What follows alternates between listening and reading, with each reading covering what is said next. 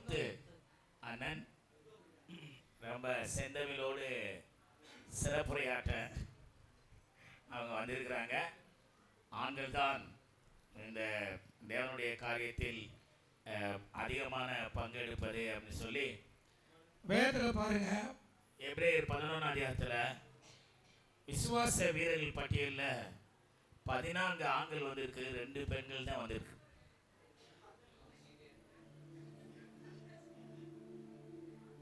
ஆனா உயிர்த்தெழுந்த செய்திய ஆண்டவர் ஆண்களை நம்பாம பெண்களுக்கு தான் கொடுத்தார். அதனால இப்ப இந்த பகுதியில சகோதரர் ஆண்களே அப்படின்னு சொல்லி பேசுறதுக்கு அருமையான அண்ணன் வந்திருக்காங்க. ரொம்ப அவசரமா இருக்காங்க, அறிமுகப்படுத்துறதுக்கு முன்னாடி எதிர்த்தாங்க. அடுத்து நம்ம டேனியல் அவர் ஆண்களே என்ற இதுல பேச வந்திருக்கிறாரு. மூன்றாவதாக நம்முடைய முனைவர் மக்கள் ஆடியன்ஸ் பார்க்குற மாதிரி இருக்காருங்க, தேவகுமாரன் அவங்க வந்திருக்கிறாங்க. இந்த பகுதியிலே அதிரடி மன்னன் கலக்கல் நாயகன் லோகேஷ் மல்டி டேலண்ட் அவங்க பெண்களே அப்படிங்கிற இதுக்கு இவர் ஆனா வந்திருக்கிறார். அதுதான் கொஞ்சம் இந்த விவாத மேடையில கொஞ்சம் சீக்கிரம் மாற்றமா இருக்கிற ஒண்ணு. அடுத்து நித்யா அவர்கள் அப்படியே பெண்கள் தான் அப்படின்னு நிச்சயமா அடித்து சொல்ல வந்திருக்கிறாங்க. அடுத்து பீலா அவர்கள் ஆக்சன்ல கதையை முடிச்சிருவாங்கன்னு நினைக்கிறேன். பேச்சில் முடிக்கிறாரோ இல்லையோ அந்த ஆக்சனோட அந்த பேச அவங்க வந்திருக்கிறாங்க. இது ஒரு எத்தனை விவாத மேடையை பார்த்துருப்பீங்க. இது அப்படிப்பட்ட மேடை அல்ல, இது வேதத்தில் இருக்கிற காரியத்தை அலசி ஆராய்கிற ஒரு மேடை. ஆமென் சொல்லுவோம். கைகளை தட்டி நாம் வரவேற்போம். பேர் பாருங்க, ஆவிக்குரிய காரியங்களில் அதிகமாய் பயன்படுது ஆண்களே அப்படின்னு முதல்ல ஆண்கள் தான் வருது. அதனால ஆண்கள் கையில கொடுப்போம். அதனால நம்ம கையில தட்டி வரவேற்போம். 5 நிமிஷம் தான், அரை மணி நேரத்தில் பட்டிமன்றத்தை முடிக்கணும். ஜெபம். எங்கள் கண்மலையும் மீட்பருமாகிய எங்கள் கர்த்தாவே, எங்கள் வாயின் வார்த்தைகளும் எங்கள் இருதயத்தின் தியானமும் எங்கள் சிந்தனை மண்டலங்களும் உம்முடைய சமூகத்திலே பிரியமாய் இருப்பதற்காக உமக்கு நன்றி செலுத்துகிறோம் அப்பா. அன்பானவர்களே, தேவனுடைய காரியத்தில் ஆண்களே பெரிதும் பயன்படுகிறார்கள், ஊழியம் செய்கிறார்கள் என்ற தலைப்பிலே ஆண்கள் பகுதியிலிருந்து பேச வந்திருக்கிறோம். நம்முடைய பழைய ஏற்பாட்டிலே பார்த்தால் மோசேயை எடுத்துக்கொள்வோம். இந்த பட்டிமன்றத்திற்கு தலைவராக அமர்ந்திருக்கக்கூடிய, நடுவராக அமர்ந்திருக்கக்கூடிய போதகர் அவர்களிடம் ஒரு கேள்வி கேட்கிறேன். மோசே ஆனா பெண்ணா? இது 2026 வந்த ஒரு இது குழப்பமான கேள்வி.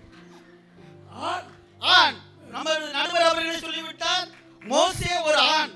இந்த மோசே ஆண்டவருடைய வார்த்தைக்கு கீழ்ப்படிந்து எகிப்து தேசத்திலே 430 வருடம் அடிமைகளாய் இருந்த மக்களை, இஸ்ரவேல் மக்களை இந்த மோசே ஆண்டவருடைய வார்த்தைக்கு, ஆண்டவருடைய காரியத்திற்கு, ஆண்டவருடைய வார்த்தைக்கு கீழ்ப்படிந்தவராய் அந்த எகிப்திலே அடிமையாய் இருந்த இஸ்ரவேல் மக்களை செங்கடலை ஆண்டவருடைய துணையோடு 2ஆக பிளந்து பல பிரச்சனைகளுக்கு மத்தியிலையும் அந்த இஸ்ரவேல் மக்களை அழைத்து கொண்டு வருகிறார். அதே போல அவருடைய காலம் முடிந்த பிறகு யோசுவா வருகிறார். மோசேயினுடைய அழைப்பின் காரணமாகவும் தேவனுடைய அழைப்பின் காரியமாகவும் அந்த காரியத்தை யோசுவா எடுத்து செய்கிறார். அப்பொழுது எரிகோ கோட்டை இருக்கிறது. பெரிய பெரிய ராட்சச ராஜாக்களை எல்லாம் யோசுவா வென்று அவர்களை கானான் தேசத்திலே, தேவன் ஆபிரகாமுக்கு சொன்னார், உன் சந்ததியை நான் கானான் தேசத்திலே குடியிருக்க செய்வேன் என்ற தேவனுடைய அந்த காரியத்தை, அந்த திட்டத்தை நிறைவேற்ற யோசுவா இஸ்ரவேல் மக்களை கொண்டு வந்து கானான் தேசத்திலே குடியமர்த்துகிறார். புதிய ஏற்பாட்டிலே நாம் பார்ப்போம் என்றால் நம் ஆண்டவராகிய இயேசு கிறிஸ்து ஒரு ஆண். அவர் பரலோக ராஜ்யத்தை விட்டுவிட்டு தேவ திட்டத்தை தேவ காரியத்தை நிறைவேற்றும்படியாக பெத்லகேமில் உள்ள மாட்டு கொட்டகையிலே பிறந்து ஆண்டவர் 30வது வயதிலே யோவான் ஸ்நானகனினால் யோர்தான் நதியிலே ஞானஸ்நானம் பெற்று ஊழியத்துக்கு 3 வருட காலங்கள் ஊழியம் செய்கிறார். அப்பொழுது காடு மேடு எல்லா இடங்களிலும் சென்று மக்களுக்கு தேவ ராஜ்யத்தை பிரசங்கிக்கிறார். மனம் திரும்புங்கள், தேவ பரலோக ராஜ்யம் சமீபித்திருக்கிறது என்று நீங்களே சொல்லியிருக்கிறீர்கள். இப்படிப்பட்ட பிரசங்கத்தை பண்ணி அநேக வியாதியஸ்தர்களை சுகமாக்கி தேவ திட்டத்தை தேவ காரியத்தை நிறைவேற்றி அவர் சிலுவையிலே மரித்து அடக்கம் பண்ணப்பட்டு 3ஆம் நாள் உயிரோடு எழுந்து பரலோக ராஜ்யத்திற்கு சென்றிருக்கார். அவருடைய 12 சீடர்கள் அவர்களும் ஆண்டவருடைய தேவ ராஜ்யத்தை அந்த திட்டத்தை தேவனுடைய திட்டத்தை காரியத்தை நிறைவேற்ற அநேக சீசர்கள் இரத்த சாட்சிகளாக மரித்தவர்கள் ஆண்களே, பெண்கள் அல்ல. இரத்த சாட்சிகளாக மரித்தவர்கள் ஆண்களே. அதே போல பவுலை எடுத்துக்கொண்டோம் என்றால் பவுலும் ஒரு ஆண். அவர் படாத பாடில்லை. சிறைச்சாலையில் இருந்து கூட வேதத்தை எழுதியிருக்கிறார். எத்தனையோ முறை மிளார்களினால் அடி வாங்கிறார், கல்லெறியப்பட்டிருக்கார். கப்பலில் போகும்போது கடல் சேதத்தினால் உயிருக்கு அவ்வளவு போராட்டத்திலும் தேவ திட்டத்தை தேவனுடைய காரியத்தை நிறைவேற்றி ஆக வேண்டும் என்ற ஒரு துடிப்போட செயல்பட்ட அந்த பவுலும் ஒரு ஆண்மகன் தான். அன்பானவர்களே, அடுத்ததாக நான் மதகுபட்டி கிறிஸ்துமஸ் ஃபங்க்ஷனுக்கு சென்று இருந்தேன். அப்பொழுது அந்த ஃபுட் அரேஞ்ச்மெண்ட் தாக்குதல்களை நம்ம ஸ்தேவானை போல அவர்கள் அழகாக ஒழுங்கு பண்ணியிருந்தார்கள். நம்ம பிரதர் தாஸ் பிரதர் அது முன்னிலை கலந்து கொண்டார்கள். ஆனால் தலைமை ஏற்று செயல்பட்டவரை நான் கடைசியை பார்த்தேன். தாஸ் பிரதர் சாப்பிட்டு கடைசி வரை நின்றார்கள். அந்த தலைமைத்துவ பந்து லீடர்ஷிப் அதுதான் எல்லாரும் இணைந்து செய்தார்கள். ஆனாலும் தலைமைத்துவமாய் நின்று அந்த ஃபுட் அரேஞ்ச்மெண்ட் காரியங்களை தேவன் ரெடி பண்ணி கொடுத்ததே கிருபாகரன்.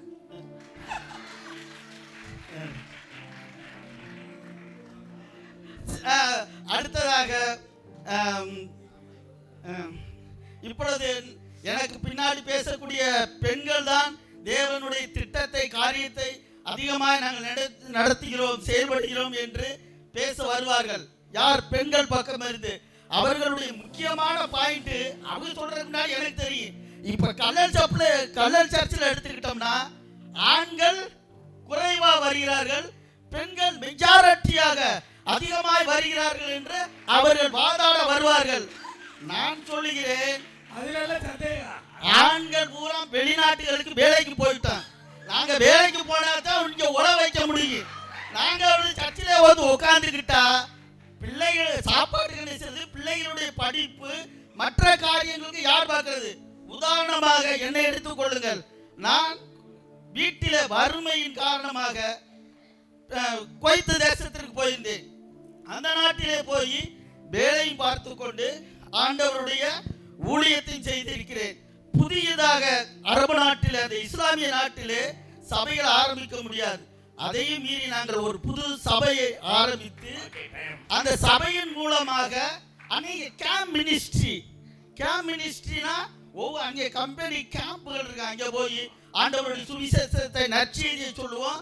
அங்கே உள்ள மக்களுக்கு செல்ஃப் குரூப் அதாவது சிறு சிறு ஜப குழுக்களை ஆரம்பித்து ஆண்டவருடைய தேவராஜ்யத்தை பேசுவோம்.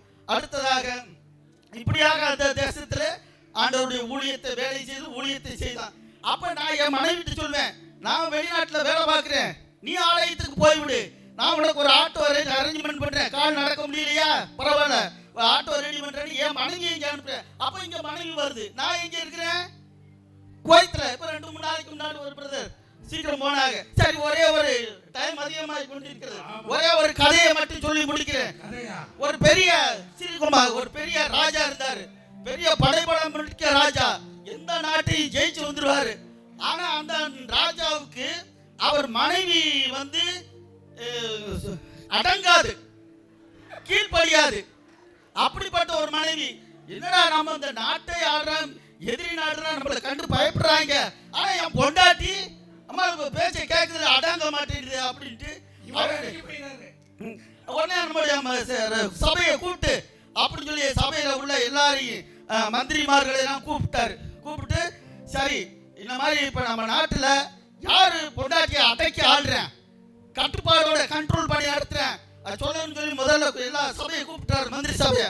உடனே முதல்ல வர்றாரு யாரு, அந்த போர் வீரர், போர் யாரு, யுத்தம் பண்ணக்கூடிய அந்த சேனாதிபதி வருகிறார். ஆஹா, ராஜா பாக்குறாரு இந்த சேனாதிபதி பொண்டாட்டியை கரெக்டா நடத்திருப்பாரு, எந்த சேட்டையும் பண்ணாம அப்படின்னு இருக்காரு. அவர் சொல்லிட்டார், ராஜா மனைவியை அடக்கி ஆடுறவன் எனக்கு ரைட் சைடு சோத்தங்கை பக்கம் வரணும், மனைவியை அடக்க முடியாதவன் லெப்ட் வலங்கை பக்கம் வரணும் அப்படின்ட்டாரு. உடனே அந்த பெரிய படை தளபதி என்ன இருந்தவன் லெப்ட்ல போயிட்டேன். ஆகா சி அப்படின்ட்டு அடுத்து வந்து ஒரு பெரிய அந்த பொருளாதாரத்தை பணங்களை வைக்கக்கூடிய கஜானா பொறுப்பாளி அந்த மந்திரி வர்றாரு. இவர் பணத்தை நல்லா கையாளுறவரு, இவர் பொண்டாட்டி என்ன செஞ்சிருப்பாரு, அடக்கி நிர்வாகம் பண்ணியிருப்பாரு அப்படின்னு அவர் நேரா வந்தவரு டக்குன்னு லெப்ட்ல போயிட்டார் வல்லாங்கி பக்கம். இப்படி போனோடனே சரி அப்புறம் ஒரு ஒற்றர் வந்தார். ஒற்றர் வந்தோடனே அவர் நேரா வந்தவர் லவக்கு சோத்தாங்கி பக்கம் வந்துட்டாரு. ஆஹா, நம்ம நாட்டுல ஒருத்தனாச்சும் நம்ம பேரை காப்பாத்துறானே அப்படின்னு அந்த ஒற்றனை கூப்பிட்டு கேட்டிருக்காரு. ஒற்றனா யாரு தெரியுமா, தூது வரவங்க. நம்ம பைபிள்ல கூட அதிகமா இருந்து யோசுவா 2 பேரும் வேவுபாக்கு அனுப்பினார். இப்போ கூட இஸ்ரேல்ல மொசாட்னு ஒரு பெரிய வேவுபாக்குறவர் இருக்கிறாரு. அதை வைத்து தான் இந்த தேசம் இன்னைக்கும் பல நாடுகளை ஜெயிச்சு. நீங்க எந்த சைடு இருக்கிறீங்க? அது கொண்டு அதை ஒற்றாரு ரைட் சைடு விட்டாரு. ராஜா ரொம்ப சந்தோஷம். சரி ஒருத்தனாச்சும் நம்ம பேரை காட்டுறானே, பொண்டாட்டி அடக்கி ஆடுறானே அப்படின்ட்டு அந்த ரகசியத்தை கேட்பான். சரியாப்பா நீ ரகசியத்தை சொல்லி எப்படி உன் மனைவியை அடக்கி ஆடுற, கண்ட்ரோல் பண்ற அப்படின்னு ராஜா கேட்கணும்னு அந்த ஒற்றன் சொல்றேன். ராஜா என் மனைவி சொல்லிட்டாங்க, ஆளு எங்க கூட்டமா இருக்கோ அங்க நின்றினாக்கு உனக்கு நடக்கிறது வேற அப்படின்னு சொல்லிவிட்டா. அதனால நான் இங்க வந்து ரைட் சைடு வந்துட்டேன், மனைவி கூட்டத்தில் நிற்க கூடாதுன்னு சொல்லிருச்சு அப்படின்னு அழைச்சி அப்படின்ட்டார். ஆகவே அன்பானவர்களே, தேவ ராஜ்யத்தை அவர் தேவ திட்டத்தை காரியத்தை செயல்படுத்துகிறவர்கள் ஆண்கள் தான். ஆண்களுக்கு கீழ் இருந்து பெண்கள் செயல்படுகிறார்கள். ஆனால் ஆண்டவர் ஆண்களைத்தான் தலைமைத்துவ குடும்பத்தின் தலைவராகவும் ஒரு சபையின் தலைவராகவும் வைத்திருக்கிறார். ஆண்கள் கீழே பெண்கள் செயல்பட நான் குறை சொல்லல. பேச வாய்ப்பளித்த உங்கள் அனைவருக்கும் நன்றி. நன்றி அண்ணன், சூப்பரா பேசுனாங்க. கடைசியில் ஒரு முடிவை அவரே சொல்லிட்டாங்க. எங்க மெஜாரிட்டி இருக்கோ அங்கே போய் நின்றுட்டாங்க. ஆவிக்கிற உலகத்துல மெஜாரிட்டி எது இருக்கோ அங்கே நின்றாரு. ஓகே, இப்பொழுது அவர் சூப்பரா பேச நேரம் ஆயிடுச்சு. இப்போ நம்ம இந்த எதிரணியின் முதல் நபர் வராங்க, ரொம்ப ஆவலா இருக்கிறாங்க. நல்லா கைய பாருங்க, சில பேர் தான் கேட்டாங்க, கையெழுத்து கொடுத்தோம். சென்டர் மாமா மதிப்புக்குரிய நடுவர் அவர்களே, இங்கு கூடியிருக்கிற தேவ ஜனங்களே, உங்கள் அனைவருக்கும் எனது வணக்கத்தையும் புத்தாண்டு நல்வாழ்த்துக்களையும் தெரிவித்துக் கொள்கிறேன். தேவனுடைய காரியத்தில் அதிக செயல்படுகிறது ஆண்களா பெண்களா என்பது நடுவர் அவர்களுக்கே தெரியும். எதிரணியில் இருக்கிறவர்களுக்கு சொல்கிறேன், பெண்கள் தான் அதிகம் செயல்படுகிறார்கள் என்பதற்கு நமது வேதாகமத்தில் இருந்து 2 பெண்களை நான் சுட்டிக்காட்டுகிறேன். அதற்கு முன்பாக அண்ணன் பேசின மோசே வந்து இஸ்ரவேல் ஜனங்களை வழிநடத்தினார்னு சொன்னாங்க. அந்த மோசையை உருவாக்குனது ஒரு தாய். அந்த தாய் மாத்திரம் 3 மாசம் அந்த மோசையை பாதுகாத்து வைக்கலையா அவர் எப்படி அந்த இஸ்ரவேல் ஜனங்களை நடத்தி வைக்க முடியும்? அந்த மிரியம் வந்து அவங்க அக்கா, அவர் ஒவ்வொரு தடவை அந்த குழந்தைய வந்து 3 மாசம் அவங்க பாதுகாத்து அதுக்கப்புறம் தண்ணியில விட்ட போதும் அதை கண்ணும் கருத்துமா கவனிச்சு அந்த குழந்தைய சேர்றதுக்கு அது சேஃப்டியா போய் மோசை ஒரு இடத்துல சேர தட்டிக்கும் பார்த்துட்டு இருந்தது அந்த அக்கா. அந்த அக்காவும் அம்மாவும் இல்லைன்னா மோசை எப்படி வர முடியும்? இதற்கு முதல் பெண்கள் தான். வேதாகமத்தின் அடிப்படையில 2 பெண்களை உங்கள்கிட்ட சுட்டி காமிக்கலாம்னு சொல்றேன். முதலாவதாக எஸ்தர் ராஜாத்தியை உங்க முன்னாடி வைக்கிறேன். எஸ்தர் ராஜாத்தி 127 நாடுகளுக்கும் எதிர்மறையான சட்டம் உருவானது. எல்லா ஜனங்களையும் அழிக்க போறோங்கிற சட்டம் உருவாகி முத்திரை வைக்கப்பட்டாயிற்று. ஆனா ஒரு பெண் புத்திசாலித்தனமாகவும் துணிச்சலாகவும் செயல்பட்டதுனால அந்த சட்டம் தலைகீழாய் புரட்டப்பட்டது. அவ்வளவு ஜனங்கள் சாக இருந்த காரியத்தை எஸ்தர் ராஜாத்தி மாட்டினாங்க. ஒரு பெண்ணின் துணிச்சலான செயல் தான் அங்கே அந்த ஊருக்கு கலக்கமா இருந்த அந்த நகரம் மகா ஆர்ப்பரித்தது. இதற்கு காரணம் யாருன்னா எஸ்தர் ராஜாத்தி தான். எஸ்தர் ராஜாத்தி தன் உயிரை பணைய வைத்து செத்தாலும் சாகுறேன் அப்படின்னு ஒரு தீர்மானம் எடுத்தாங்க. இது மாதிரி எந்த ஆண்களாவது தீர்மானம் எடுத்திருக்காங்களே? என்னன்னு கேட்கலாம். அந்த எஸ்தர் ராஜா தீர்மானம் எடுத்ததுக்கே முருதகாய் ஆம்பளை தான் காரணம். முருதகாய் காரணம் இருந்தாலும் உயிரை பணைய வைத்து அன்னைக்கு போய் அவங்க அந்த காரியத்தை செய்யலைன்னா யூதருக்கு எப்படி ரட்சிப்பு வந்தது? எஸ்தர் அவங்க துரிதமாய் செயல்பட்டதுனாலதான் அவங்களால செய்ய முடிந்தது. அதே போல இயேசுவின் தாயாகிய மரியாள் அவங்க வந்து தான் கன்னியாக இருந்த பொழுது இயேசு சாமி வந்து தூதர்கள் அறிவித்த போது அவங்க ஒரு கன்னின்னு தெரியும். இருந்த போதும் கணவனை அறியாத போதும் தனக்கு வர்ற கலகம் ஒரு கன்னி பெண்ணிட்ட வந்து தூதர் பேசிட்டாங்க. ஆனா அவங்க உடனே ஆண்டவருக்கு அர்ப்பணிச்சாங்க. அதனால அவங்களுக்கு எவ்வளவு பாதிப்பு. ஊர்ல இருக்க ஜனங்களும் அந்த நாட்கள்ல நியாயப்பிரமாண காலத்துல ஒருத்தவங்க வந்து இப்படி கர்ப்பவதி ஆனாங்கன்னா உடனே கல்லெறிஞ்சு கொன்றுவாங்க. ஆனா அவங்க இயேசு சாமி சொல்லிட்டாங்கன்னு உடனே அர்ப்பணிச்சாங்க. உயிரை அவங்களும் பணைய வச்சாங்க. இயேசு சாமி இந்த உலகத்திற்கு வெளிப்படுவதற்கு காரணமா இருந்தது பெண் தான். இப்ப அதனாலதான் இயேசு சாமிய இந்த உலகத்துக்கு அவங்க ஒரு பெண் அர்ப்பணிக்கலைன்னா இயேசு சாமி இந்த உலகத்திற்கு எப்படி வந்திருக்க முடியும்? அதனால பெண்கள் தான் வந்து தேவனுடைய ராஜ்யத்துல அதிக பங்கு வகிக்கிறாங்க அப்படின்னு சொல்றேன். அது போல இப்ப அன்னை சொன்னாங்க இங்க கல்லல் திருச்சபையில வந்து பெண்கள் தான் செயல்படுறாங்க. இப்ப உதாரணத்துக்கு சொல்றேன். இப்ப நாங்க வந்து ஊழியம் செஞ்சுட்டு தான் இருக்கோம். ஒரு நாள் உடம்பு சரியில்லை, ஏதாவது ஒரு சூழ்நிலையில பாஸ்டர்கிட்ட ஃபோன் பண்ணி சொல்லுவோம், பாஸ்டர் இது மாதிரி எங்களுக்கு உடம்பு சரியில்லை இன்னைக்கு அப்படின்னு சொல்லுவேன். அப்போ சொல்லுவேன் ரெஸ்ட் எடுத்துக்கணும். சரின்னு சொல்லிட்டு இருப்போம். அடுத்து ஒரு அஞ்சு நிமிஷம் இருக்கும். அடுத்து ஒரு ஃபோன் வரும். யாருன்னு பார்த்தா அவங்கதாக்கா ஃபோன் பண்ணி என்னாச்சு உடம்பு எப்படி இருக்கு அப்படின்னு கேட்பாங்க. கேட்டதுக்கு அப்புறம் சொல்லுவாங்க தேசத்துல எத்தனையோ ஜனங்கள் அழிஞ்சுட்டு இருக்காங்க. உன்னுடைய உடம்பை ஒரு பெருசா பார்க்காம நீ ஊழியத்திற்கு வரும்போது தேவனுடைய பலப்படுத்த வர சொல்லுவாங்க. உடனே நாங்க கிளம்பி வந்துருவோம். நாங்க வந்து அந்த ஊழியம் செய்யறதுனால தேவ ராஜ்யம் கட்டப்படுது. இதனால நடுவர் அவர்களே பெண்கள் தான் தேவனுடைய ராஜ்யத்தில் அதிக பங்கு வகிக்கிறாள் என்று வாய்ப்பளித்ததுக்கு நன்றி. அருமை அருமை. பீலா முனிவர் அவர்கள் செம்மையாய் பேசி ஒரு கலகலப்பாகிட்டாங்க. ரொம்ப சந்தோஷமா அருமையா பேசினாங்க. ஆனா அவங்களுக்கு ப்ரெஷர் ஆயிடுச்சு. கொஞ்சம் தண்ணி கொடுங்க.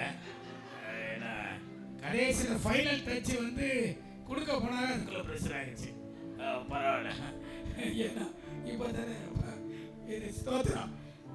இவ்வளவு சூப்பரா தேவ காரியங்களில் பெண்களே அடித்து பேசியிருக்கிறாங்க. அடுத்து வர்ற அமைதி சாந்தமா இருக்கிற நம்ம டேனியல் என்ன செய்ய போறான்னு தெரியல. கைகளை தட்டி வரவேற்போம்.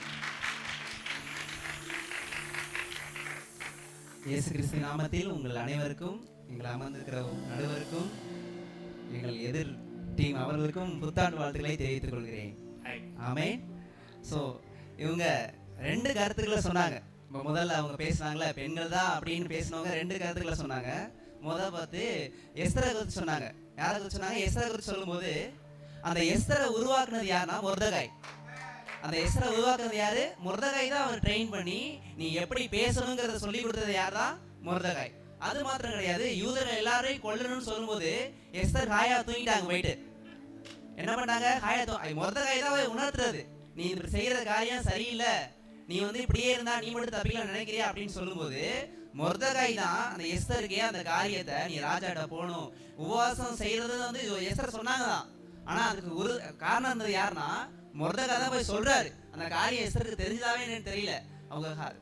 அவங்க நிம்மதியா இருந்தாங்க. ஆனா அதுக்கு உணர்த்தது யாருன்னா மொர்தகாய். 2வது நீங்க மரியாதை குறித்து சொன்னீங்க. மரியாதை வந்து கல்லறிஞ்சு கொண்டுருவாங்க அப்படின்னு பார்க்கும்போது அதுக்கு முதலாவது தேவதூதன் யோசேப்பு தான் வரார். அந்த யோசேப்பு ஒத்துக்கலைன்னா அந்த மரியாதை என்ன பண்ணிருப்பாங்க? யார்கிட்ட போய் கெஞ்சுறது? அந்த மரியாதை யோசேப்பு தான் இங்க ஏற்றுக்கொள்றாரு. அது மாத்திரம் கிடையாது, பெண்கள் ஹைலைட் தான் இங்க, யோசேப்பு தான் ஹைலைட். அடுத்து பெண்கள்கிட்ட எந்த ஒரு விஷயத்தையும் புரிய வைக்கவே முடியாது. அதனாலதான் மரியாதை பேசும்போது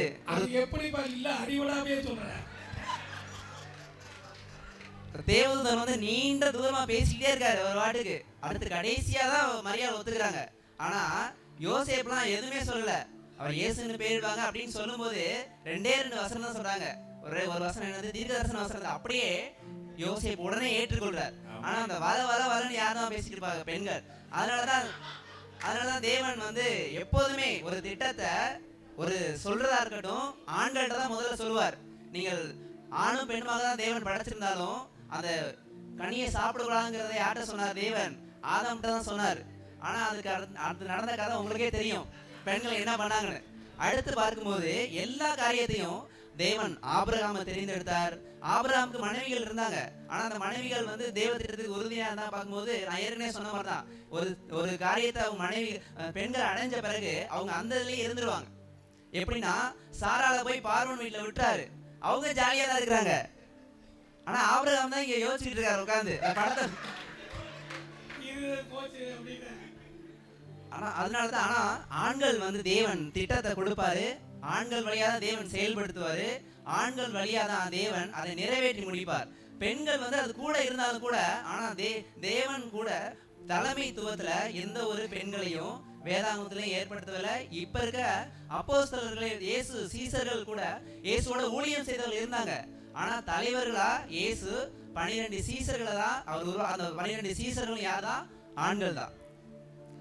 அது மாத்திரம் கிடையாது, இந்த உலகத்துல இப்ப இருக்கிற காலகட்டத்துல பெரிய பெரிய மிஷனரி காலத்தில் மிஷனரிகள் வந்தவர்கள் ஆண்கள் தான். அநேக பள்ளிகளை தோற்றுவித்தது, அநேக கல்லூரிகளை தோற்றுவித்தது, சில காரியத்துல பெண்கள் இருந்தாலும் கூட அந்த பெண்களுக்கு உறுதுணையாக இருந்தது, உதவி செய்தது எல்லாமே ஆண்கள் தான். ஆகவே ஆண்கள் இல்லாமல் பெண்களால் எதுவும் செய்ய முடியாது. ஆண்களின் உதவியோடு தான் பெண்கள் தேவனுடைய ராஜ்யத்தில் அவர்கள் வளர்ச்சிக்கு பங்கு வகிக்கிறார்கள். இப்படி சொல்லி என்னுடைய கருத்தை நான் நிறைவு செய்கிறேன். செம்மையாய் ஆமென். வேதமே பொங்கி வந்துருச்சு நம்ம டேனியலுக்கு. நான் ரொம்ப அமைதியான ஆளுன்னு பார்த்தா என்ன அடிபடவே இல்லை, ஆனா அனுபவம் மாதிரி பயங்கரமான சாட்சிகள் பயங்கரமா சொல்றாப்புல. ரொம்ப சந்தோஷம். இப்போ அடுத்த நபர் என்ன செய்ய போறான்னு தெரியல, முடித்து கொண்டு இருக்கிறார். சரி, அவங்களை கைகளை தட்டி நான் வரவேற்போம். மதிப்பிற்கும் மரியாதைக்கும் உரிய நடுவர் அவர்களே, வந்திருக்கக்கூடிய தேவனுடைய ராஜ்யத்தின் பங்காளர்களே, தேவனுடைய ஜனங்களே, உங்கள் அனைவருக்கும் எங்களது அணியின் சார்பாக மாத்திரம் உங்களுக்கு புத்தாண்டு நல்வாழ்த்துக்களையும்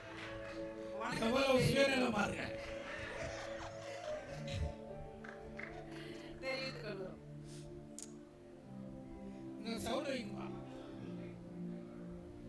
அதான் பாஸ்டர் பெண்கள். அதாவது தேவனுடைய காரியத்தில், அதாவது தேவனுடைய ராஜ்யத்தில் ஆண்களும் சரி பெண்களும் சரி பங்கு வகிக்கிறார்கள் என்பதில் மாற்று கருத்தே இல்லை. ஆனால் அதில் யார் அதிகமாக பங்கு வகிக்கிறார்கள் என்பதை உயர்திரு நடுவர் அவர்கள் பார்த்து முடிவெடுக்கும்படி நான் கேட்டுக்கொள்கிறேன். நாங்கள் சொல்ற கருத்தை என்ன முடியாத அளவு இருப்பதுதான் பெண்கள். ஆகவே நீங்கள் பார்த்து ஒரு நல்ல தீர்வை வழங்கும்படி உங்களை தாழ்மையோடு நடுவர் அவர்களே, உலகத்தில் கூட ஒரு வழக்கு உண்டு. ஒரு ஆணினோட வெற்றிக்கு பின்னாக ஒரு பெண் இருக்கிறாள் என்பதுதான் ஒரு வழக்க சொல். அப்படித்தானே? பாருங்க, ஆண் என்பவர்கள் வெளியே தெரிகிற வெற்றி, ஆனால் அந்த வெற்றியினுடைய பங்கு யாருடையது என்று பார்த்தீர்களா? ஆனால் அது ஒரு பெண்ணுடையது தான். நடுவர் அவர்களே, இதற்கு எடுத்துக்காட்டு வேதத்திலும் உள்ளது. சாமுவேல் தீர்க்கதரிசியை நீங்க எடுத்துக்கொள்ளலாம். தான் முதல் பெயர் சபா மட்டும் அவர் ஒரு தீர்க்கதரிசியாக விளங்கினார். 1 சாமுவேல் 2 சாமுவேல் என்று வேதாகமத்தில் கூட எழுதப்பட்டிருக்கிறது. ஆனால் இந்த சாமுவேல் இவ்வளவு பெரிய தீர்க்கதரிசியாக விளங்கியதற்கு காரணம் யார்? அவருடைய தாயாகிய அன்னாள் என்கிற ஒரு பெண் தான். தன்னுடைய குழந்தையை பால்குடி மறக்கடித்த உடனே அந்த ஆலயத்தில் கொண்டு போய் தன்னுடைய பொருத்தனையை நிறைவேற்றாதிருந்தால் சாமுவேல் எப்படி உருவாகி இருக்க முடியும்? பெண்களே கைதட்ட மாட்டேங்கிறாங்க. ஆகவே இல்ல, அப்படி இல்ல நடுவர் அவர்களே, அவர்கள் ஆண்களை கவனித்துக் கொண்டிருக்கிறார்கள். அதை நீங்கள் புரிந்து கொள்ள வேண்டும். ஆகவே சாமுவேல் தீர்க்கதரிசி உருவானதற்கு காரணம் யார் என்று சொன்னால் அன்னாள் என்கிற ஒரு பெண் தான். அதைத்தான் நாங்க சொல்றோம். நீங்க வெளிப்படையா தெரியலாம், மறைமுகமா இருப்பது ஒரு பெண்ணினுடைய பங்கு என்பதுதான் எங்களுடைய கருத்து. சாமுவேல் தீர்க்கதரிசி 1 சாமுவேல் 2 சாமுவேல் எழுதப்பட்டிருக்கு. ஆனா 1 அன்னாள் 2 அன்னாள் எழுதப்பட்டிருக்கா? எழுதப்படல. நாங்கள் மறைமுகமா இருந்து நாங்கள் செயல்படுகிறவர்கள். ஆனால் ஏன் நீங்க சாமுவேல் போனோம்? உயர்திரு நடுவர் அவர்களே, நீங்க இங்க அமர்ந்திருக்கிறீங்க, எவ்வளவோ ஊழிய காரியங்களை நீங்க சாதித்து இங்க வந்திருக்கிறீங்க, உயர்ந்த மனிதராய் திகழ்கிறீங்க. நீங்க இங்கே வந்ததற்கு காரணம் யார்? நீங்கள் தனியாக இவ்வளவு சாதித்து விட்டீர்களா? ஏசப்பா வெண்வஸ்திரம் தரித்த இயேசு கிறிஸ்துவால் கொடுக்கப்பட்ட வெண்வஸ்திரம் தரித்த ஒரு பெண் அல்லவா? அவர் இந்த இடத்துக்கு வந்திருக்க முடியுமா? அரிசத்துக்கு முதல் நாள்ல வைக்கிற ஐஸ். இந்த வெண்வஸ்திரம் தரித்த பெண் இல்லாமல் நீங்கள் வெண்வஸ்திரம் தரித்து இங்க அமர்ந்திருக்க முடியுமா? இதை மனதில் கொண்டுதான் தீர்ப்பு சொல்ல வேண்டும் நடுவர் அவர்களே. உலகத்திலேயே ஆணுடைய வெற்றிக்கு பெண் தான் காரணம் என்று சொல்லி இருக்கும் பொழுது உயர்ந்த மனிதர் உங்களுக்கு தெரியாமல் இருக்குமா? ஆண்டவராகிய இயேசு கிறிஸ்து உலக வழக்கை விடுவோம், உன்னதருடைய வார்த்தைக்கு நாம் வருவோம். ஆண்டவராகிய இயேசு கிறிஸ்து இந்த பூமியிலே 33 வருடங்கள் வாழ்ந்தார். நம்முடைய பாவங்களை சாபங்களை சிலுவையில ஏற்றுக்கொண்டு நமக்காக அவர் மரித்து 3ஆம் நாள் உயிரோடு எழும்பினார். இதுதானே சரித்திர உண்மை. நீங்க ஒரு இடத்துக்கு போறீங்க நடுவர் அவர்களே, சுவிசேஷம் சொல்ல போறீங்க. இயேசு கிறிஸ்து வந்தார், நன்மை செய்தார், மரித்தார் என்பதோடு நீங்க முடிச்சிட்டீங்க அப்படின்னு சொன்னா அந்த சுவிசேஷம் முற்று பெறுமா? முற்று பெறாது. ஆண்டவராக இயேசு கிறிஸ்துவின் உயிர்த்தெழுதலை நீங்க சொல்லாமல் முற்று பெறாது. அப்படியே நான் உயிர்த்தெழுந்த மகிமை எவ்வளவு பெரியது என்று ஏன் உயிர்த்தெழுந்தவர்களை ஹைலைட் பண்றேன்? அதற்கு பின்பாக காரியம் இருக்கிறது, சொல்லும்போதே தெரியுது. அப்ப பக்கத்துல உள்ளவர் என்ன சொல்லிடுவார்? எங்க வீட்டுல ஒருத்தர் இருந்தாருங்க, நன்மை செஞ்சாருங்க, அவர் மரித்தார் என்று முடித்து விடுவார். அப்ப மரிப்பது என்பது எல்லோருடைய வாழ்க்கையிலும் சம்பவிக்கிற இயல்பு. ஆனால் உயிர்த்தெழுதல் என்பது ஒரு சரித்திர நிகழ்வு. அந்த சரித்திர நிகழ்வை தான் இயேசு கிறிஸ்து செய்தார். அந்த உயிர்த்தெழுந்த மகிமையை ஆண்டவர் யாருக்கு முதலில் வெளிப்படுத்தினார்? மகதலேனா மரியாள் என்று ஒரு பெண்ணுக்கு தான் வெளிப்படுத்தினார். தம்பி பேசும்போது சொன்னாங்க 12 சீடர்களை ஆண்களாக வைத்திருந்தார். உண்மைதான். அந்த 12 சீடர்களுக்கே முதல் உயிர்த்தெழுந்த மகிமையை அறிவித்தது ஒரு பெண் என்பதை நீங்கள் மறந்து போகக்கூடாது. நடுவர் அவர்களே, ஆண்டவராக இயேசுக்கே தெரிஞ்சிருக்கு, உயிர்த்தெழுந்த மகிமை ஒரு பெண்ணுக்கு நான் அறிவித்தால் தான் அது பூமியின் கடையாந்தரம் வரைக்கும் அந்த செய்தி கொண்டு போய் சேர்க்கப்படும் என்று. நீங்க சூப்பரா வாய் பேசின்னு தெரிஞ்சிருக்கு. அருமையான நடுவர் அவர்களுக்கு தெரியாமல் இருக்குமா? நீங்கள் எவ்வளவு கிராஸ் பண்ணாலும் நாங்க கொண்டு வந்த பாயிண்ட் சொல்லாம விட மாட்டோம் நடுவர் அவர்களுக்கு. அது போலதான் ஆண்டவராக இயேசு கிறிஸ்து தெரிந்த காரியம் அருமை நடுவர் உங்களுக்கு தெரிந்திருக்கும் என்பதில் மாற்று கருத்தே இல்லை. பாருங்க, ஆண்டவர் தேர்ந்தெடுத்தது அநேக ஆண்களாக இருக்கலாம். நீங்க தம்பி சொன்னாங்க, பாஸ்டரையாவே நடுவரையாவே ஆரம்பத்தில் சொன்னாங்க, மெஜாரிட்டி மைனாரிட்டி ஒரு வார்த்தையை யூஸ் பண்ணாங்க. பாருங்க, நாங்க வேதத்துல மைனாரிட்டி தான், மெஜாரிட்டி குறித்து தான் எழுதப்பட்டிருக்கு. ஆனால் இன்றைக்கு தேசத்தில் கிறிஸ்துவம் என்பதே ஒரு மைனாரிட்டி கேட்டகரியில தான் இருக்கு என்பதை நீங்கள் புரிந்து கொள்ள வேண்டும். அதற்குள் இருக்கிற பவர்சிட்டியை நீங்க புரிந்து கொள்ளுங்கள். அதுதான் முக்கியம். மெஜாரிட்டியா மைனாரிட்டியா என்பது முக்கியம் அல்ல. அத போட்டு வலிக்கறாங்க. நடுவர் அவர்களே, நீங்கள் தீர்ப்பை முன்பே தீர்மானித்து விட்டீர்களா? ஆகவே நீங்கள் இதெல்லாம் கருத்துல போடணும். ஒரு உயிர்த்தெழுந்த மகிமையை ஒரு பெண்ணுக்கு ஆண்டவர் வெளிப்படுத்தினார் என்றால் பெண்ணுடைய மேன்மை அங்கே எவ்வளவு குறிப்பிடப்பட்டிருக்கிறது என்பதை நீங்கள் பாருங்கள். நடுவர் அவர்களே, இங்க இருக்கிற ஆண்களில் 70% பேர் பாத்தீங்கன்னா ஒரு பெண்ணுடைய துணை இல்லாமல் உந்துதல் இல்லாமல் இங்கு வந்திருக்க மாட்டாங்க. வந்திருக்கிறது 70 பேர் தான் இருப்பாங்க. ஆனா அந்த 70 பேருமே 70% பேர் பாத்தீங்கன்னா ஒரு ஆணுடைய உறுதுணை இல்லாமல் இங்க வந்திருக்கவே மாட்டாங்க. சாரி, ஒரு பெண்ணுடைய உறுதுணை இல்லாமல். பெண் பாத்தீங்கன்னா இல்ல, ஆண் பெண் ரெண்டு நாங்க கலந்து பேசுறதுனால மிஸ்டேக் ஆகுது. ஆனா கருத்து தான் நம்மளுக்கு முக்கியம். பாருங்க, இடையில பேசுறதுனால எனக்கு கருத்து மறக்குது. அதனால பாருங்களேன், நீங்க ஆணாகவே இருங்க. நீங்கள் தானாகவே ஆலயத்திற்கு வந்திருந்தாலும் நீங்கள் வீணாக போகாதபடிக்கு உங்களுக்கு தூணாக இருப்பது ஒரு பெண் என்பதை நீங்கள் மறந்து போகக்கூடாது. பாருங்க நடுவர் அவர்களே, நீங்கள் நல்ல ஒரு தீர்ப்பை நல்ல நாளில் வழங்கிவிட்டு உங்கள் தூணை சந்திக்க வேண்டும் என்பதை நீங்கள் மறந்துவிடக்கூடாது. ஆகவே நீங்கள் நல்ல ஒரு தீர்ப்பை வழங்குவீர்கள் என்று நாங்கள் கருதுகிறோம். பாருங்க, மத்தேயு 28ஆம் அதிகாரத்துல கடைசி 16ல இருந்து 20 வசனத்தை நீங்க பாருங்களேன். முதல் நாளே மிரட்டல். அந்த வசனத்தில் என்ன எழுதப்பட்டிருக்கிறது? சீசர்கள் ஆண்டவர் கூப்பிடுறாருங்க, வாங்க எல்லாத்தையும் முடிச்சிட்டேன், நான் போறேன், உங்களுக்கு என்ன செய்கிறேன் அப்படின்னு பாத்தீங்கன்னா அதிகாரத்தை கொடுக்குறேன், நீங்க போய் சுவிசேஷம் சொல்லி எல்லாரையும் சீசர் ஆகுங்க, நான் உலகத்தை முடிவு பண்ணி உங்களோட இருப்பேன்னு சொல்லி பிளஸ் பண்ணிட்டு போறாங்க. அப்போ கூட மத்தேயு 28ல 16 வசனம் எழுதி இருக்குது, அங்கே அநேகர் பணிந்து கொண்டார்களாம், சிலரோ சந்தேகப்பட்டார்கள். ஆண்டவரை நேரம் பார்க்கும்போது கூட சந்தேகப்பட்டார்கள். கூடவே இருந்தாலும் குறுக்கெலும்பை தொட்டு பார்த்தாதானே நாங்க நம்புவோம் என்று சொல்லுகிற குரூப் தானே நீங்க. ஆகவே நீங்கள் பெண்களை குறித்து உங்களுடைய நிலைப்பாடை நீங்க மாற்றிக்கொள்ள வேண்டும். ஆகவே நடுவர் அவர்களே, நீங்கள் இந்த நல்ல நாளில் நல்ல ஒரு தீர்ப்பை வழங்குவீர்கள் என்ற நம்பிக்கையோடு எங்களுடைய கூற்றை நாங்கள் நிறைவு செய்கிறோம். நன்றி, வணக்கம். நல்லா கைகளை தட்டுங்க. ஆமென். செம்ம செம்ம செம்ம. ஆமென். இப்போ நம்ம ஃபைனல் ரவுண்டுக்கு வர்றோம். ரெண்டு பேர் பேசி முடிக்க போகிறோம். கத்தனால கடைசியாக ஃபைனல் டச் கொடுக்க நம்முடைய தேவகுமாரன் இந்த ஆண்களே அப்படின்னு பேச வர்றாரு. இவ்வளவு மீறி எப்படி பேச போறான்னு தெரியல. தேசிய அனுபவத்தை வச்சு ஏதாவது பேசுவார்னு நினைக்கிறேன். சரி பாவம், கைகளை தட்டி நான் வரவேற்போம். கர்த்தருடைய பரிசுத்த ஸ்தோத்திரம். நடுவர்களுக்கு நான் முதல்ல நன்றி சொல்லிக்கிறேன் இந்த ஆப்பர்ச்சுனிட்டி கொடுத்ததுக்கு. நான் என்ன சொல்ல விரும்புகிறேன்னா, இப்போ அவங்க சொன்னாங்க அண்ணாவை பற்றி சொன்னாங்க. எத்தனை பேருக்கு அண்ணாவோட கதை தான் நல்லா தெரியும்னு நினைக்கிறேன். அண்ணாள் வந்து ஓகே தான், அவங்க வந்து ஆண்டவர்கிட்ட போய் ஜெபம் பண்ணாங்க, அப்புறம் குழந்தைய கொடுத்தாங்க, அது ஆண்டவர் போய் கொடுத்தாங்க, அதெல்லாம் ஓகே தான். அந்த அண்ணாளுக்கு அந்த குழந்தைய கொடுத்தது யாரு? எல்கானா. இது நான் சொல்றேன் தப்பா நினைச்சுக்க. நான் கொஞ்சம் மெடிக்கல் ஃபீல்ட்ல இருக்கனால தெரியாம பேசுறேன். நீங்க அதிர்ச்சி ஆயிடாதீங்க. அது எல்கானா நினைச்சிருந்தா எப்பயோ அண்ணால டைவர்ஸ் பண்ணி போயிருக்கலாம். இஸ்ரேல் வழக்கத்தின்படி டைவர்ஸ் பண்ணிட்டு அடுத்த பெண்ணை வெளிநாள கல்யாணம் பண்ணிக்கிட்டாரு, குழந்தைகள் இருக்கு. அவர் நினைச்சிருந்தா எப்போ அண்ணால டைவர்ஸ் பண்ணிருக்கலாம். ஆனா அவர் ஒரு நல்ல ஆணா இருந்தாரு. தேவனுடைய திட்டத்துக்கு அவர் கீழ்படிஞ்சதுனாலதான் அவர் மூலமா அண்ணாளுக்கு சாமுவேல் பிறந்தாரு. அதனாலதான் சாமுவேல் வந்து இஸ்ரவேல்ல தீர்க்கதரிசி ஆனாரு. அந்த எல்கானா அந்த நாள்ல அவர் அந்த அண்ணால சேர்த்துக்காம தள்ளி விட்டு இருந்தாருன்னா சாமுவேல் வந்திருப்பாரா? சான்ஸே இல்லப்பா, வாய்ப்பே. இந்த நான் ஒரு பதிவு செஞ்சுக்கிறேன். மகதேலா மரியாதை சொன்னாங்க. மகதேலா மரியாதைக்கு ஆண்டவர் வெளிப்படுத்துறது உண்மைதான், அதனால போய் சொல்லல. ஆனா அந்த மகதேலா மரியாதை இயேசு அறியாம தோட்டக்காரரை ஏசப்ப பாத்தீங்கன்னா கேட்டாங்களா இல்லையா? பெண்கள், இதுதான் பெண்கள்ன்றது. ஒரு ஆட்டில் அங்க இருந்தாலுமே யாரும் தெரியாம கேள்வி கேட்பாங்க.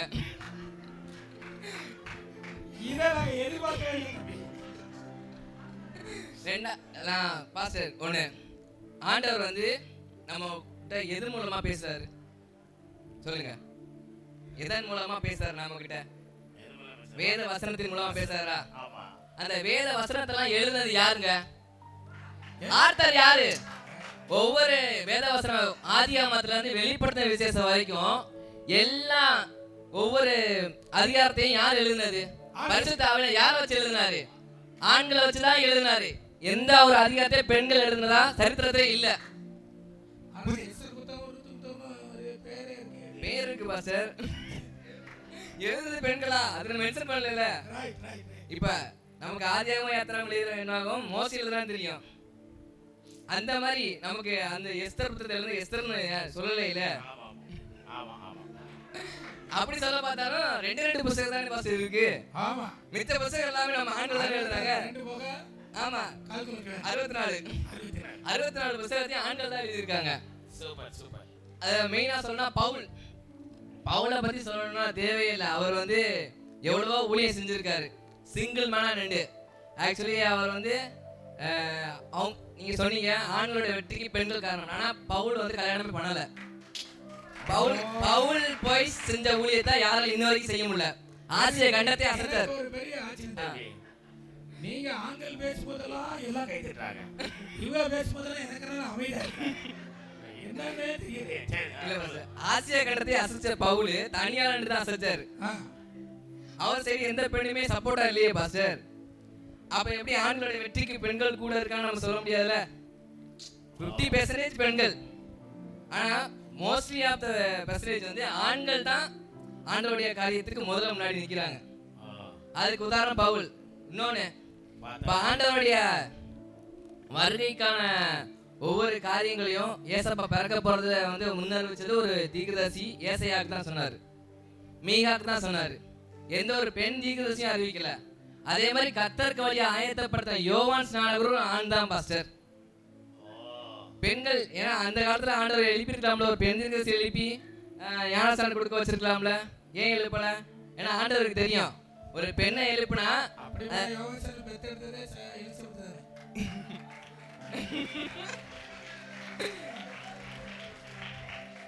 பாஸ்டர் எலிசபெத் இருந்தாங்க, அது ஓகே தான், அதெல்லாம் தப்பு சொல்லல. சகரியா இருந்தார்ல, யோவான் ஸ்நாகன் ஒரே ஆளா மொத்த இஸ்ரேல் தேசத்தையும் மாத்தினார். உண்மையா இல்லையா? மனம் திரும்புதல் பரலோக சமீபித்ததற்கு முதல் பிரசங்கம் பண்ணது அந்த கிட்டத்தட்ட அந்த மல்கியால இருந்து மத்தேயு வரைக்கும் உள்ள காலகட்டத்தில் எந்த தீர்க்கதரிசியுமே எழுப்பல.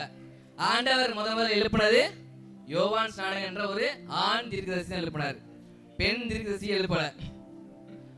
இதுல தான் என்ன சொல்லிக்கிறேன்னா, ஆண்களை தான் ஆண்டவர் அதிகமா அவருடைய ஊழியத்திற்கு பயன்படுத்தி இருக்கிறார், இன்னமும் பயன்படுத்தி கொண்டு இருக்கிறார். தீர்க்கதரிசிகள் அதிகமாக எழுப்பிக் கொண்டே இருக்கிறார். ஆனால் ஆண்கள் தான் தேவராஜ்யத்திற்கு அதிகமாக ஈடுபடுகிறார்கள் என்று நான் சொல்லி முடிக்கிறேன். நன்றி, வணக்கம். கடைசியாய் பெண்களே என்று ஃபைனல் டச் கொடுக்கிறதுக்கு ஒரு ஆண் வருகிறார். ஆணே இங்க வருங்க, ஆணே ஒத்துக்கொண்டாரு சாத்தியா. இங்க பாருங்க, இங்க எதிரணியில ஆண்களே அப்படின்னு அடிச்சு சொன்ன தம்பிக்கு எதிராய் அண்ணன் இறங்கி இருக்கிறார் களத்தில். சொல்லுங்க. தேவாதி தேவனுக்கு நன்றி செலுத்துகிறேன். அது மாத்திரம் இல்லாமல் கூடியிருக்கிற ஒவ்வொருத்தருக்கும் நன்றி செலுத்துகிறேன். இங்க இருக்கிற ஒவ்வொருவருக்கும் இனிய புத்தாண்டு வாழ்த்துக்களை தெரிவித்துக் கொள்கிறேன். ஓகே, நான் ஃபர்ஸ்ட் இவங்களுடைய எதிர்கட்சியினர் எதிர் அணியினர் சொன்ன அந்த ஒவ்வொருவருக்கும் நான் கவுண்டர் கொடுத்துட்டு அதுக்கடுத்து நான் பேச நினைக்கிறேன். பவுல் கல்யாணம் பண்ணலைன்னு யாரு சொன்னா? பவுல் ஒரு பரிசேயன். சனகரிப்பு சங்கத்துல இருந்தவர். சனகரிப்பு சங்கத்துல ஒரு பரிசேயன் இருக்க வேண்டும் என்று சொன்னா அவர் கல்யாணம் பண்ணி இருக்க வேண்டும். அது மட்டும் இல்லாம அவரு சொத்து பத்திரம் வச்சிருக்கணும்.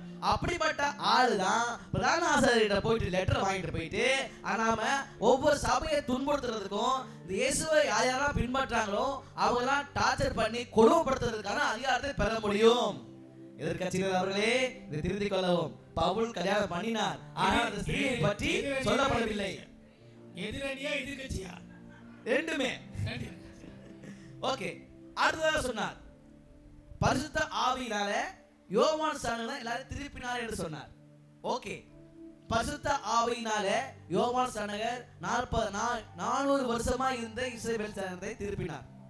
ஆனால் அந்த யோவான் ஸ்நானகன் வயிற்றில இருக்கும்போது பரிசுத்த ஆவியால நிரம்பி இயேசுவின் தாயாக மரியாளுக்கு தீர்க்கதரிசனம் சொன்னது யாரையா? அவங்க அம்மா எலிசபெத் தாயா? அவங்க அம்மா பரிசுத்த ஆவியால நிரம்பாம இவர் நிரம்பிக்க முடியவே முடியாது. கருவுலயே பரிசுத்த ஆவியால நிரம்பி கொடுத்தவர்கள் பெண்கள். ஆமா, அது மட்டும் இல்லாம இயேசுவின் தாய் மரியாள், அவள் கர்ப்பத்துல எப்படியா இயேசு உருவானாரு? பரிசுத்த ஆவியானவர் இல்லாம அங்க உருவாயிருக்க முடியாது. சோ பெண்களின் கர்ப்பத்துல பரிசுத்த ஆவியானவர் மூலமா தான் இயேசு உருவானது ஒழிய இயேசு தானாக அந்தரத்திலிருந்து குதித்து விடவில்லை. அதை நான் நன்றாக புரிந்து கொள்ள வேண்டும். எனவே பெண்கள் தான் தேவனுடைய ராஜ்யத்தின் ரட்சிப்பிற்கே முக்கிய பங்கு ஆற்றியிருக்கிறார்கள். ஆமா, நீங்க பேசும்போது பாத்தீங்கன்னா பெண்கள் பங்கு சீக்கிரம் கல்யாணம் பண்ணி வைக்கிற மாதிரி தெரியுது. சரி, அடுத்ததாக சொல்லுங்க. ஐயா பவுலை பத்தி மேன்மையா பேசினாங்க. பவுலுடைய ஊழியத்துக்கு முக்கியமான ஆளு யார் தெரியுமா? பிரிஸ்கில்லா. ஆக்கிலா என்பது அவருடைய கணவர், பிரிஸ்கில்லா தான் மனைவி. ஆனா பவுல் நிருபத்துல ஒரு நிருபத்துல மட்டும்தான் ஆக்கிலா பிரிஸ்கில்லா எழுதினாரு. ஆனா அதுக்கு அநேக நிருபங்கள்ல பிரிஸ்கில்லா ஆக்கிலா என்று எழுதியா. இதை தெரிய வேண்டாமா?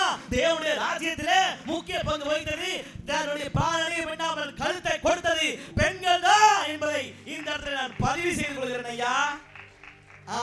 அது மட்டும் இல்லாம பேசும்போது அங்க விழுந்துடாம அடுத்ததாக ஐயா சொன்னார் ஏசப்பா ஊழியம் பண்ணாருன்னு. நான் வேற ஏற்றுக்கொள்கிறேன். ஏசப்பா கண்டிப்பாக ஏதாவது ஊழியம் பண்ணார். ஏசப்பா மரித்து போன ஒரு சிறுமியை எழுப்பினாரே, அவள் ஆனா பெண்ணா? சரி, ஏசப்பாவின் வஸ்திரத்தை தொட்டு ஒருவள் சுகமானாலே அவள் ஆனா பெண்ணா? ஏசப்பா ஒருத்தர் பிசாசை துரத்தினாரே, 9 பிசாசை துரத்தினாரே, அவள் ஆனா பெண்ணா? இயேசு செய்த அற்புதத்தில் கூட பெண்களுக்கு தான் அதிகமாக செய்திருக்காரு ஐயா. இயேசுவே ஊழியம் வாழ்வதற்கு காரணம் இந்த பெண்கள். அந்த இயேசு ஆண்டானே.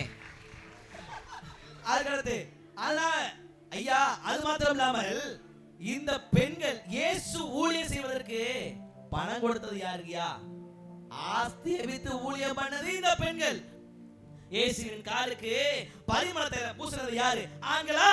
இல்லை, அதுவும் மரியாதை என்கிற ஒரு பெண். அதை நாங்கள் பதிவு செய்து கொள்கிறோம் இந்த இடத்துல. அது போக லாசருவை யாருக்காக எழுப்பினார்?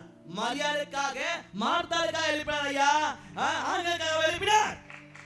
அதெல்லாம் புரிந்து கொள்ள வேண்டும். யாருடைய கண்ணீரை ஆண்டவர் கண்டார்? அன்னாரின் கண்ணீரை தான் கண்டார். எல்கனாவின் கண்ணீரை கண்டார். சோ தேவனுடைய ராஜ்யத்துல ஒரு ராஜா எழுவதற்கு காரணமே, இந்த சாமுவேல் எழுவதற்கு காரணமே பெண்கள் தான் ஐயா. அது மாத்திரம் இல்லாமல் நான் சொல்லிருக்கேன் புஸ்தகம் ஐயா, அந்த காலத்துல பெண்களுக்கு சம உரிமை கிடையாது. அந்த காலத்துல பெண்கள் வீட்டை விட்டு வெளியே போக முடியாது. அப்படி வீட்டை விட்டு வெளியே போக முடியாத காலத்திலும் நாட்டிற்கு அரசியாக இருந்து அந்த எல்லா நாட்டு மக்களையும் காப்பாற்றிருக்கிறார்களே, அப்படிப்பட்ட காலத்திலும் அப்படி துணிச்சலாக செயல்பட்டுக் கொண்டிருந்தார்கள் என்றால் பெண்கள் எவ்வளவு துணிச்சல், எவ்வளவு ராஜ்யத்தில் எப்படி பங்கு வகித்திருந்தார்கள் என்பதை யோசித்து பார்க்க வேண்டும். அது மாத்திரம் இல்லாமல் ரூத்தை பார்த்தோம் என்று சொன்னால், ரூத் யாரு? தாவீதுக்கு முன்னாடி யாரு? தாவீதுடைய கொள்ளுப்பாட்டி. அவங்க தான் யார்? ரூத். ரூத் இல்லாம தாவீது வந்திருக்க முடியுமா? தாவீது இல்லாம இயேசு வந்திருக்க முடியுமா? அதை யோசித்து பார்க்க வேண்டும் ஐயா. சரி, நான் உனக்கு பிராக்டிக்கலா ஒரு கேள்வி கேட்கிறேன். ஒரு பிள்ளை, நீங்க வாட்சி பார்த்து கேளுங்க. ஓகே, ஒரு பிள்ளை டைம் ஆயிடுச்சு இருந்தாலும் நான் கேட்கிறேன், நீ கேளுங்க. ஒரு பிள்ளை வீட்டுல இருக்கு, ஸ்கூலுக்கு போகணும். அம்மா இருக்காங்க, அம்மா ஐடி கார்டு எங்க, அது எங்க, இது எங்க, டிபன் பாக்ஸ் எங்க, அது எங்க, இப்படி கேட்டுட்டு இருக்கு. அம்மா ஏதாவது பொறுமை எடுத்து கொடுத்து. ஆனா ஒரே ஒரு நாள் அம்மா வீட்டுல இல்லைன்னா அந்த பிள்ளை கேட்கிற கேள்வி என்னையா? அம்மா எங்க, அப்படிதான் கேட்கவே ஒழிய அப்பா எங்க என்னக்கா கேட்டிருக்காங்கயா? அதை யோசிச்சு பாருங்கயா. அது மட்டும் இல்லாம என்னமோ இங்க இருக்கிற உட்கார்ந்துருக்கிற பெண்களுக்கு உட்கார்ந்துருக்காருன்னா ஆண்கள் என்று சொல்கிறார்கள். ஏன் ஆண்களை நாம் நம்பி விட்டு விட்டு பெண்கள் வேலைக்கு போனா என்ன ஆகும்? குடும்பமே இருக்காதையா. சோ சபையிலே குடும்பங்கள் இருக்கிறதுக்கு காரணமே பெண்கள் தான் என்பதை பதிவு செய்து கொள்கிறேன்.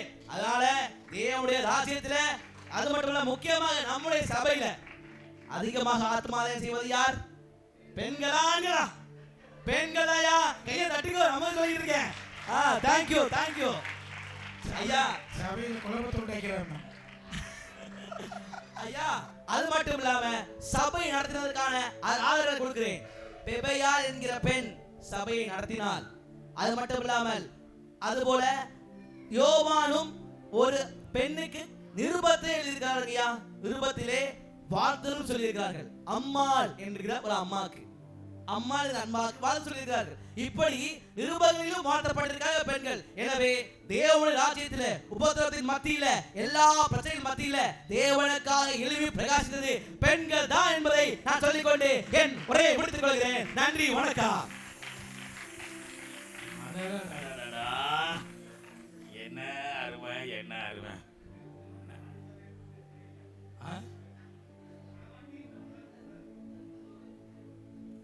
ரைட், நீங்க ராஜ்குமார் பெற்றெடுத்த புதல்வன் தெளிவா காட்டிட்டீங்க.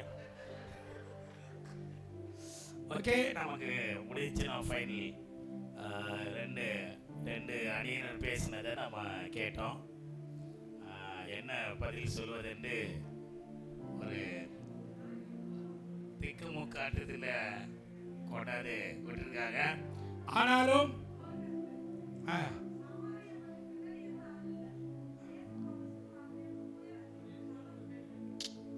நீங்க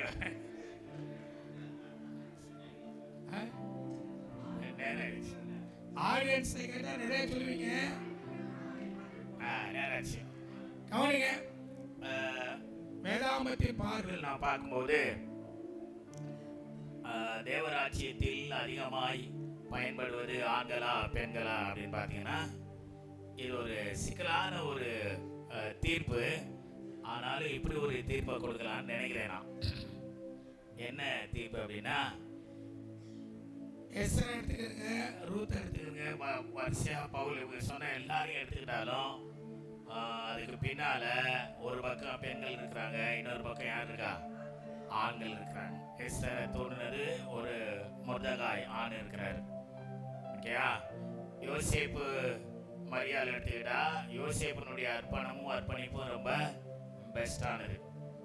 அவன் எந்த கேள்வியும் கேட்காம அந்த நாட்களில் இவ்வளவு பெரிய பயங்கரமான காரியத்தை அவர் மேற்கொண்டு ஆண்டவர் சொன்னான் கீழ்ப்படிந்தார். இப்படி பார்க்கும்போது என்ன வருது அப்படின்னு பார்த்தீங்கன்னா 49% ஆண்களுக்கும் 51% பெண்களுக்கும் ஒரு தீர்ப்பை கொடுக்குறாங்க. ஏன் அப்படின்னா தேவனுடைய ராஜ்யத்தில் அதிகமாய் பயன்படுகிறது இந்த சபையில் மாத்திரமல்ல எல்லா ஆவிக்குரிய சபையிலையும் அதிகமாய் பெண்கள் பயன்படுத்தப்படுகிறார்கள். அதுக்கு பின்னணியில இருந்து ஆண்கள் அனுமதிக்கல விடலைன்னா வர முடியாது. அவங்க மனப்பூர்வமா அனுமதிச்சு போயிட்டு வாங்க அப்படின்னு சொல்ற அளவுக்கு, நானே வீட்டில் சமைச்சு வச்சுக்கிறேன் நீ ஊழியத்து போயிட்டு வான்னு சொல்ற அளவுக்கு ஆண்களும் இருக்கிறார்கள். அதனால இந்த தீர்ப்பை உங்கள் முன்னால சமர்ப்பித்து இந்த பட்டிமன்றத்தை நிறைவு செய்கிறோம். God bless you.